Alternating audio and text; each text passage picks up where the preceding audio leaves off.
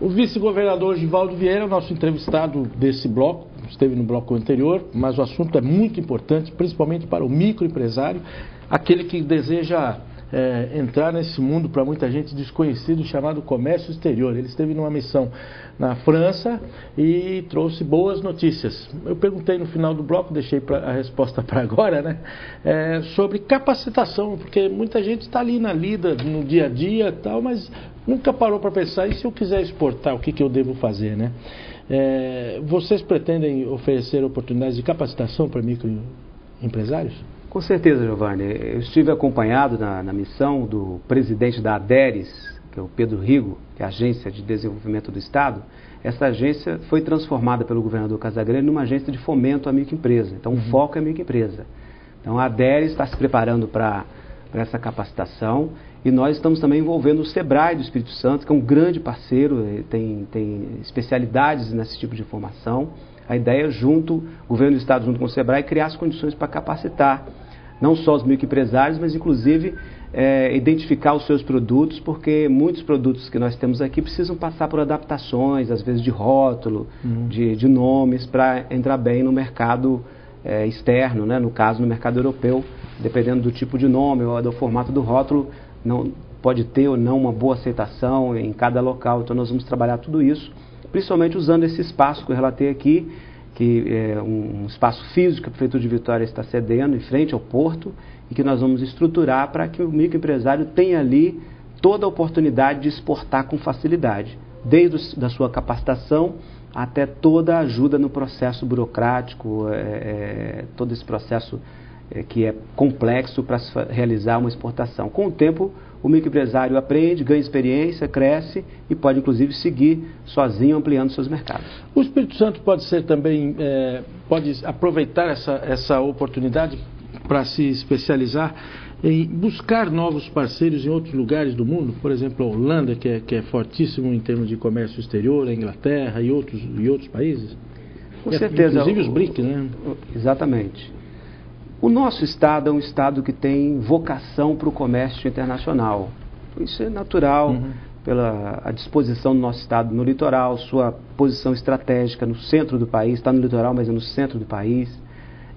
Metade do nosso PIB, hoje no Espírito Santo, é formado pelo comércio internacional. Então, o Espírito Santo precisa se inserir a nível nacional. Este é um dos eixos do nosso programa no governo, do nosso planejamento no governo, um eixo de inserção nacional, que se replica também para uma inserção internacional, através dessa vocação para a exportação. Os negócios viabilizam muitas relações políticas e empresariais com estados de outros países. Hoje há uma dinâmica no Brasil que permite a chamada cooperação descentralizada, ou seja, não precisa mais da autorização e acompanhamento da União, da chancelaria, para isso acontecer. O próprio Estado pode dinamizar. E eu, estando inclusive na França, já estabeleci os primeiros contatos com a Unifrance, que é a união dos municípios de toda a França, que nos sugeriu uma região, que eu não vou informar agora, porque nós estamos nas trocas de primeiras informações, uma possível outra região, já ao sul da França, com a qual o Estado poderia, identificando as suas identidades, né, verificando as identidades, iniciar uma nova cooperação, ou seja, há interesse de que o Espírito Santo esteja mais presente no cenário internacional, cooperando com outros estados. Só para a gente ter ideia, o que nós buscamos com isso? Intercâmbios na área de ciência e tecnologia. O nosso estado está dinamizando aí com o setor de petróleo e gás, que necessita de muita tecnologia. Intercâmbios nessa área de infraestrutura e logística, que o nosso estado depende muito. Quer dizer, muitas áreas na troca de informações acadêmicas, muitas áreas o Espírito Santo pode ganhar fazendo intercâmbio com outros países, transferindo a nossa experiência e pegando experiências de outros, né, nesses intercâmbios e nessas cooperações descentralizadas. Quer dizer, começando pela França, podemos atingir outros mercados também, né? Foi o fruto da minha pergunta, ele foi mais ou menos. A ideia é essa, começando pela França, nós podemos interagir com outros mercados, devemos olhar outros países, inclusive. Essa foi uma primeira oportunidade que nós buscamos aproveitá-la ao máximo em relação à França.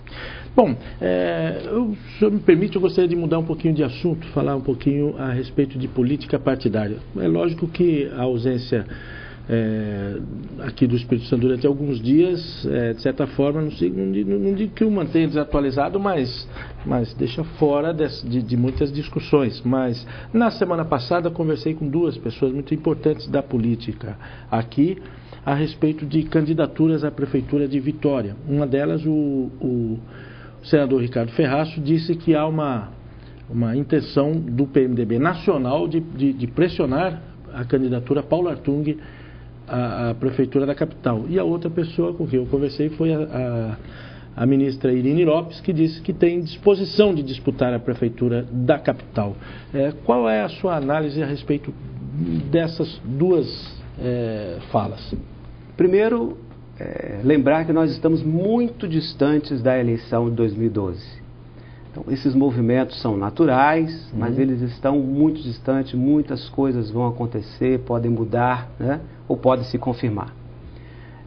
Segundo, dizer que é muito natural que um partido do tamanho do PMDB procure se posicionar bem nas grandes cidades. Tendo uma liderança como o ex-governador Paulo Artung, que é uma figura muito querida e respeitada em todo o Espírito Santo, inclusive na cidade de Vitória, que tanto o PMDB como o ex-governador Paulo Artung são parceiros do PT a nível nacional, estadual e municipal. Então é muito natural também que haja toda essa discussão em torno do nome do ex-governador, que ainda não se manifestou.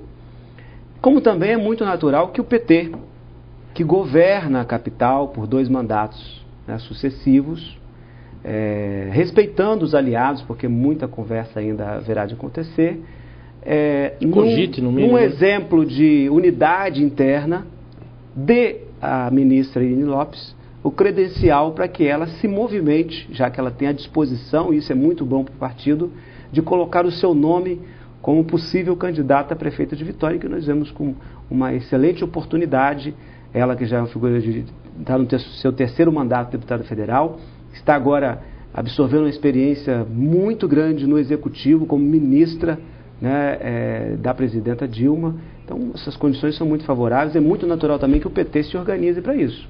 Daqui até o desfecho do processo no ano que vem, muitas conversas vão se dar. Também uma eleição de 2 turnos, é bom lembrar, também é muito natural que numa eleição de 2 turnos haja um número maior de candidaturas que depois vão afunilar para possivelmente 2 candidaturas no segundo turno.